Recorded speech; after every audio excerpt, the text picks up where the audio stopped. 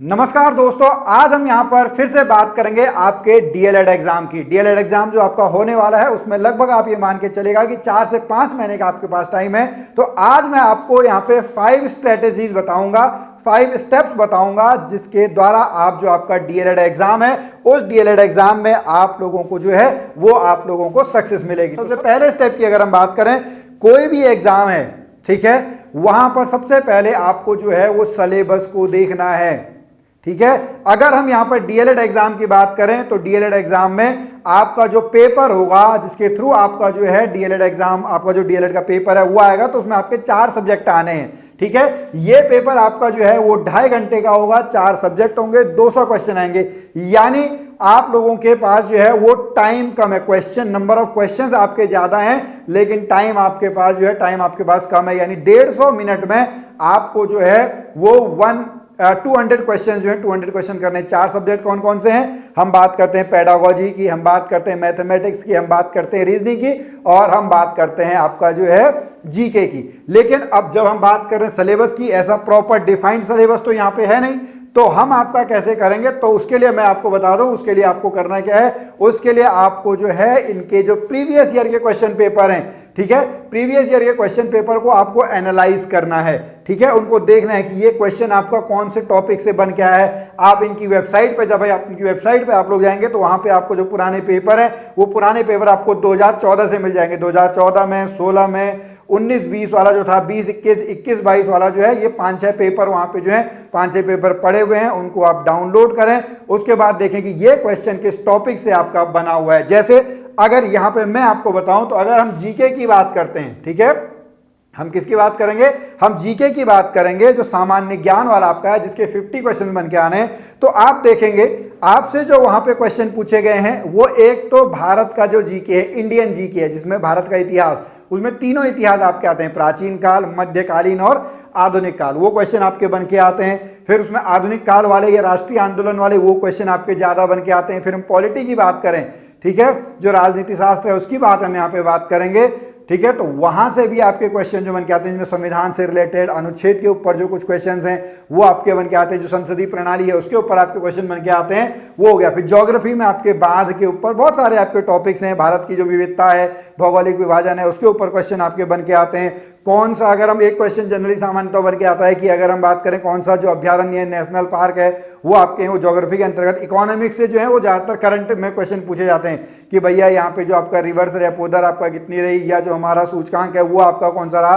फिर अगर हम बात करेंगे उत्तराखंड के जीके की, उत्तराखंड में उत्तराखंड की हिस्ट्री, उत्तराखंड की ज्योग्राफी आप लोगों को पूछी जाती है। कल्चर से रिलेटेड क्वेश्चन जो है ज्यादा पूछे जाते हैं। उत्तराखंड की अगर हम जो वन संपदा की ज्योग्राफी के अंतर्गत ही आपका आ गया, वहां से क्वेश्चन जो है वो जरूर आपको उत्तराखंड जीके में आपको देखने को मिलेंगे। फिर कुछ आते हैं आपके स्टैटिक क्वेश्चन, ठीक है, स्टैटिक जो आपका जीके होती है उसमें मेन क्वेश्चन आपको स्पोर्ट्स का देखेंगे, स्पोर्ट्स आपको हर जगह जो स्पोर्ट्स आपको मिलेगा। फिर आपको जो बुक्स और ऑथर्स वाला है वो क्वेश्चन आपको देखने को मिलेगा। फिर उसका करंट अफेयर के 4-5 क्वेश्चन आपको हर बार मिलेंगे।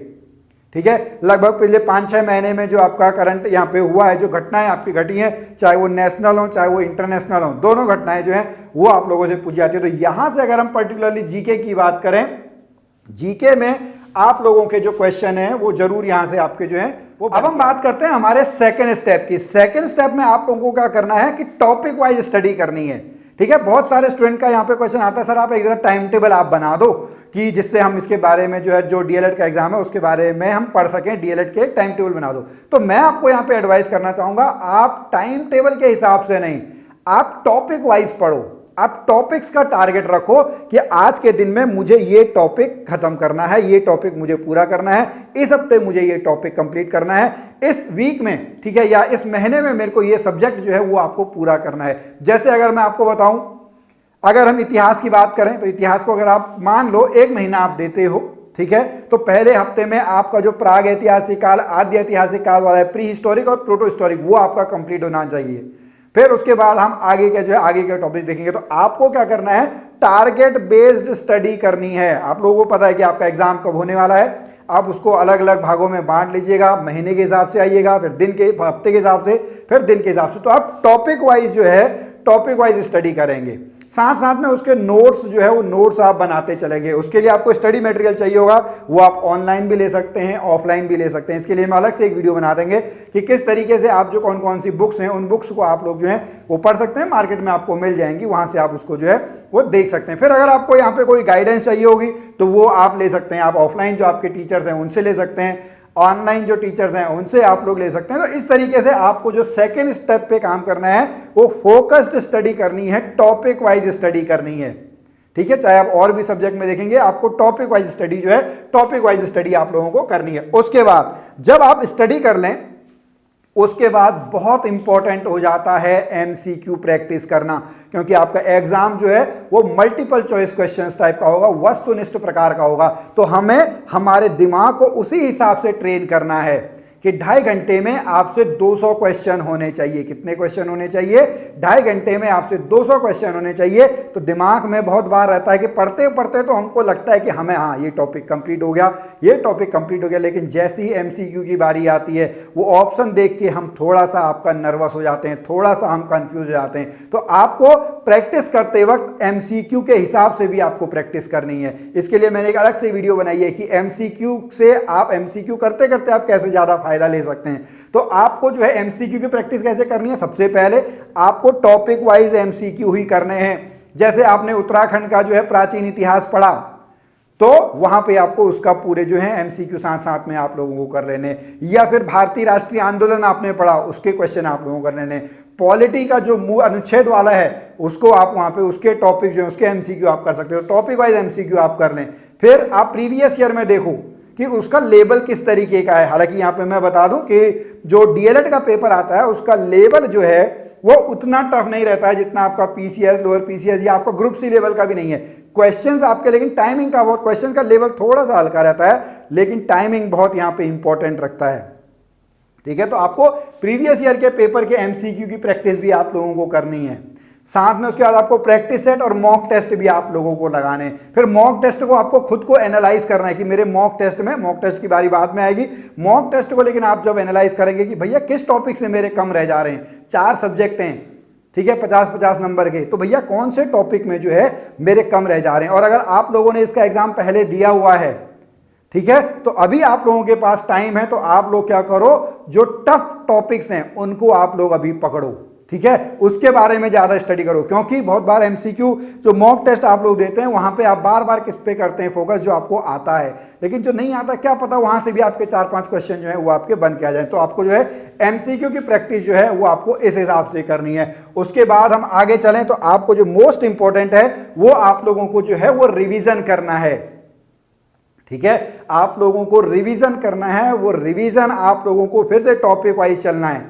आप लोगों को पता लग जाएगा रिवीजन के टाइम पे ही कि भैया हाँ ये मुझे जो है याद हो जा रहा है, मैं इसको बड़ी जल्दी रिकॉल कर ले रहा हूं, लेकिन ये एक ऐसा टॉपिक है जो मैं रिकॉल नहीं कर पा रहा हूं, तो ज्यादा फोकस उस पर आप कर लो।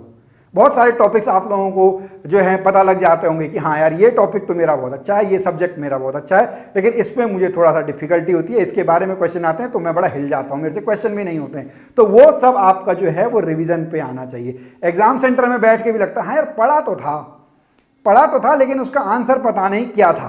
लेकिन उसके लिए आपको क्या करना होगा, उसके लिए आपको जब रिवाइज आप करेंगे तो बड़ी जल्दी जो है वो चीज़ों को आप क्या करेंगे, बड़ी जल्दी चीज़ों को आप रिकॉल कर लेंगे। ये तो हो गए 4 स्टेप। ठीक है, सबसे पहला सिलेबस, दूसरा टॉपिक वाइज स्टडी, तीसरा एमसीक्यू प्रैक्टिस, चौथा आपका रिवीजन। इंपॉर्टेंट जो है वो इंपॉर्टेंट आपका ये 5वां है, और वो क्या है, सबसे पहले आप लोगों को इस डीएलएड एग्जाम को देने के लिए आपका पर्पस क्या है, आप उस पर्पस को ढूंढो। बहुत सारे अगर यहाँ पे जो प्रॉब्लम्स आप लोगों को लग रही होंगी, ठीक है, आप हो सकता है कहीं पे जॉब कर रहे हो, आप हो सकता है कहीं पे हाउस वाइफ हो, आपके घर में जो फाइनेंशियल कंडीशन है वो अच्छी ना हो, आपकी फैमिली की जो कंडीशन है और वो अच्छी नहीं हो, ठीक है, आपके घर के यहाँ पे पढ़ने का माहौल नहीं हो, ये सब प्रॉब्लम्स हैं। लेकिन इन सब प्रॉब्लम्स को कम करने के लिए, इन सब प्रॉब्लम्स का अफेक्ट को कम करने के लिए आपको ये चीज क्लियर होनी चाहिए कि आपको ये डीएलएड का एग्जाम निकालना क्यों है, या आपको वो प्राइमरी का टीचर बनना क्यों है। जिस दिन आपका ये वाई जो है ना ये आपके बहानों से बड़ा हो जाएगा, उस दिन आप जरूर सक्सेस प्राप्त कर लेंगे। दोबारा से मैं बता दूं, अपने वाई को इतना बड़ा कर लो कि जो ये बहाने हैं, चाहे घर में कोई भी दिक्कत हो रही हो, आप जॉब में 10-10 12-12 घंटे आप काम करके आ रहे हो, किसी स्कूल में आप टीचर हो, तो ये बहाने जिस दिन आपके इस पर्पस से छोटे हो जाएंगे उस दिन आप लोगों को जो है उस दिन आप लोगों को सफलता मिल जाएगी। तो पांचवा पॉइंट, शुरुआत यहां से करो कि ये जो डीएलएड का एग्जाम है इसमें थोड़ा सा आप लोगों को जो है वो टाइम लग सकता है। तो पहले अपने आप को जानो कि आपको ये डीएलएड एग्जाम निकालना क्यों है, आपको प्राइमरी टीचर बनना क्यों है, इस पे सबसे पहले ध्यान दो। फिर सिलेबस निकालो, फिर सब काम आपको आसान लगने लगेंगे। ये काम अगर आपका क्लियर हो गया ना पर्पस वाला, तो फिर सब काम जो भी मैंने आप लोगों को बताए वो सब आसान हो जाएंगे, आप उसके लिए कुछ भी कर लोगे। तो ये 5 स्टेप्स आपको आज के कैसे लगे आप हमें जरूर बताएं। हम आप लोगों के लिए ऐसे ही और भी जो वीडियोस हैं वो आप लोगों के लिए लाते रहेंगे। इसके बाद अगर आपको इसमें हमसे कोई गाइडेंस चाहिए, ठीक है, जैसे हमारे पहले के जो आपके स्टूडेंट्स हैं वो भी हमसे गाइडेंस लेके जो है सफलता प्राप्त करते हैं, सारा की सारा श्रेय जो है स्टूडेंट का है, हमारा काम केवल गाइडेंस देने का है। तो बहुत सारे स्टूडेंट ने जो है वो डीएलएड का एग्जाम निकाला हुआ है। तो अगर आप हमसे कोई गाइडेंस चाहते हो तो सबसे पहले तो आप इस यूट्यूब चैनल को या इस फेसबुक आपका जो है पेज को, इसको आप लोग क्या कर लें, फॉलो कर लें, सब्सक्राइब कर लें। उसके बाद आप हमारी जो बेसिक क्लासेज ऐप है इसको आप डाउनलोड कर सकते हैं, जहाँ पे हमारे अलग अलग जो पेड क्लासेज हैं वो पेड क्लासेज आप लोगों की चलती हैं, ठीक है। तो इसमें हमारी सक्सेस स्टोरीज हैं उनको भी आप देख सकते हैं।